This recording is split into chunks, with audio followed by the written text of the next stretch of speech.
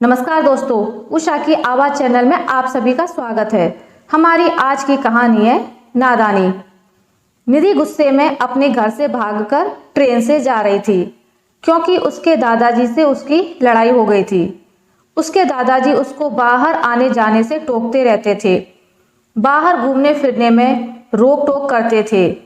उसको अपने ही घर में घुटन होने लगी थी। इसी से ऊबकर वो घर छोड़कर भाग रही थी। निधि ट्रेन के रिजर्वेशन के डिब्बे में बाथरूम की तरफ वाली सीट पर बैठी थी।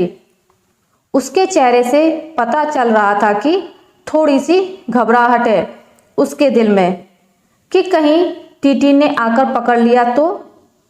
कुछ देर तक तो पीछे पलट पलट कर टीटी के आने का इंतजार करती रही। शायद सोच रही थी कि थोड़े बहुत पैसे देकर कुछ निपटारा कर लेगी। देखकर यही लग रहा था कि जनरल डिब्बे में चढ़ नहीं पाई, इसलिए इसमें आकर बैठ गई। डरकर एक कोने में छिपी बैठी थी। शायद ज़्यादा लंबा सफ़र भी नहीं करना चाहती थी वो। सामान के नाम पर उसकी गोद में रखा एक छोटा सा बस्ता ही तो था। किनारे की तरफ बैठा रवि निधि को पीछे से बहुत देर से देख रहा था और कोशिश कर रहा था कि उसका चेहरा सही से दिख पाए, लेकिन हर बार असफल ही रहा।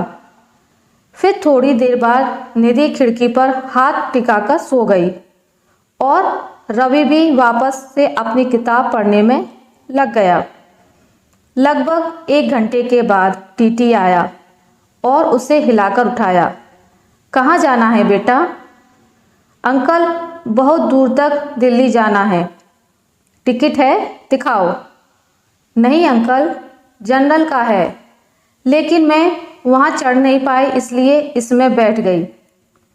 अच्छा, तो 500 रुपये का पेनल्टी देना होगा, जल्दी पैसे दो।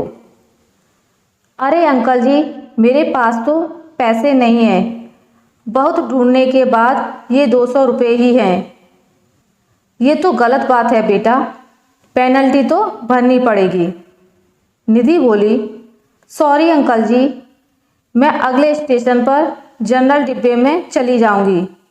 मेरे पास सच में पैसे नहीं हैं।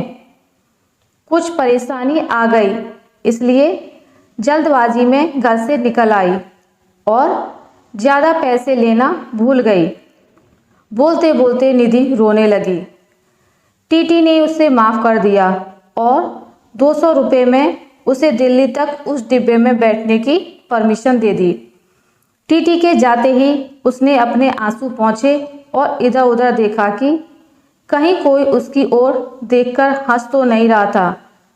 थोड़ी देर बाद उसने किसी को फ़ोन लगाया और कहा कि उसके पास बिल्कुल भी पैसे नहीं बचे हैं, दिल्ली स्टेशन पर उससे मिलने आ जाओ। वो किसी लड़के को फ़ोन कर रही थी, पैसे लेकर आ जाओ, मैं घर से भागकर आई हूँ। अब मैं आज़ाद हूँ अपने घर वालों की किचकिच से। अब तुम्हारे साथ सुख से रहूँगी मैं। निधि की बातें सुनकर रवि के मन में उथल पुथल हो रही थी। ना जाने क्यों उसका मासूम चेहरा देखकर उसकी तरफ खिंचाव सा महसूस कर रहा था। दिल कर रहा था कि उसे पैसे दे दूं और कहूं कि तुम परेशान मत हो और रो मत, लेकिन रवि को किसी अनजान के लिए इस तरह की बात सोचना थोड़ा अजीब था। उसकी शक्ल से लग रहा था कि उसने कुछ खाया पिया नहीं है, शायद सुबह से, और अब तो उसके पास पैसे भी नहीं थे।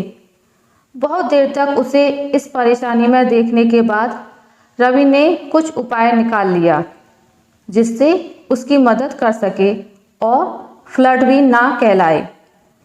रवि ने एक पेपर पर नोट लिखा, बहुत देर से तुम्हें परेशान होते हुए देख रहा हूँ। जानता हूँ कि एक अनजान आदमी हो, हम उम्र लड़के, इस तरह तुम्हें नोट भेजना अजीब भी लगेगा और शायद तुम्हारी नज़र में गलत भी, लेकिन तुम्हें इस तरह परेशान देखकर मुझे बेचैनी हो रही है, इसलिए 2000 रुपये दे रहा हूँ। तुम्हें कोई एहसान ना लगे इसलिए मेरा एड्रेस भी लिख रहा हूँ। जब तुम्हें सही लगे मेरे एड्रेस पर पैसे वापस भेज सकती हो। वैसे मैं नहीं चाहूँगा कि तुम वापस करो।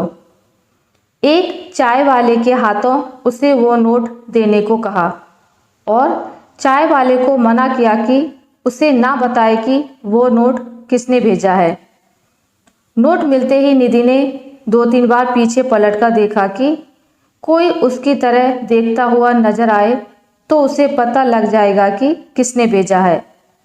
लेकिन रवि तो नोट भेजने के बाद ही मुंह पर चादर ढककर लेट गया था। थोड़ी देर बाद चादर का कोना हटाकर देखा तो उसके चेहरे पर मुस्कुराहट थी। लगा जैसे कई सालों से इस एक मुस्कुराहट का इंतजार था। उसकी आंखों की चमक ने मेरा दिल उसके हाथों में जाकर थमा दिया। फिर चादर का कोना हटाकर हर थोड़ी देर में उसे देखकर जैसे सांस ले रहा था। लेकिन एक चिंता थी कि लड़की घर से भाग रही है, इसको रोकना जरूरी है।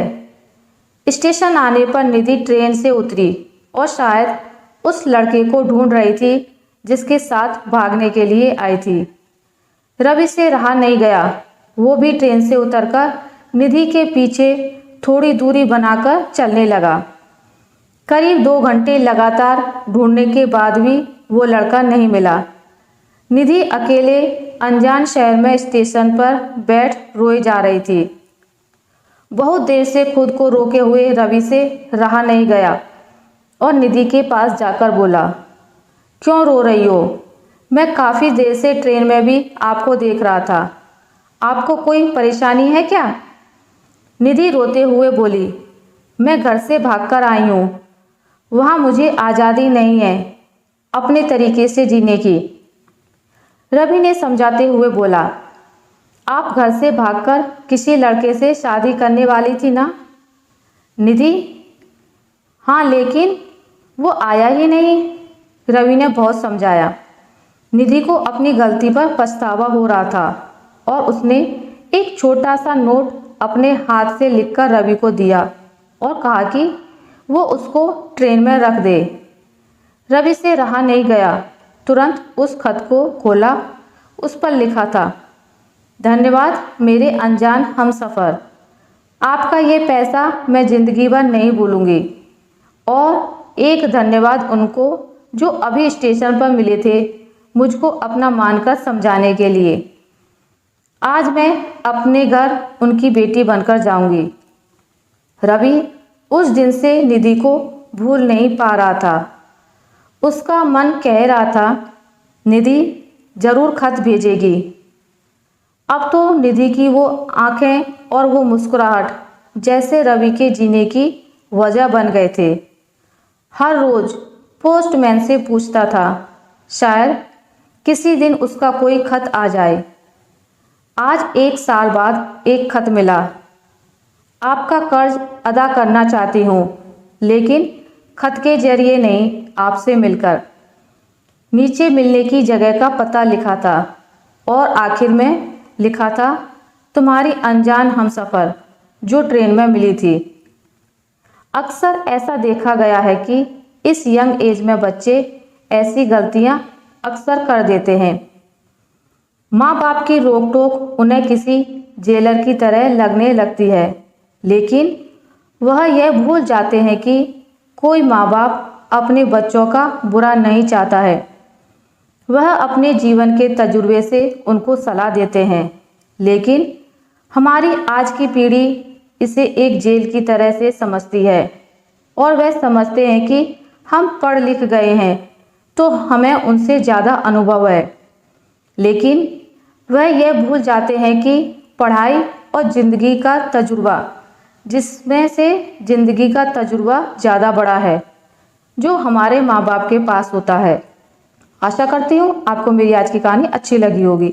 अगर आपको मेरी ये कहानी अच्छी लगी है तो इसे लाइक करें, ज़्यादा से ज़्यादा शेयर करें और अगर आप मेरे चैनल पर नए हैं तो इसे सब्सक्राइब करना ना भूलें। मिलते हैं एक नई कहानी के साथ, तब तक के लिए नमस्कार।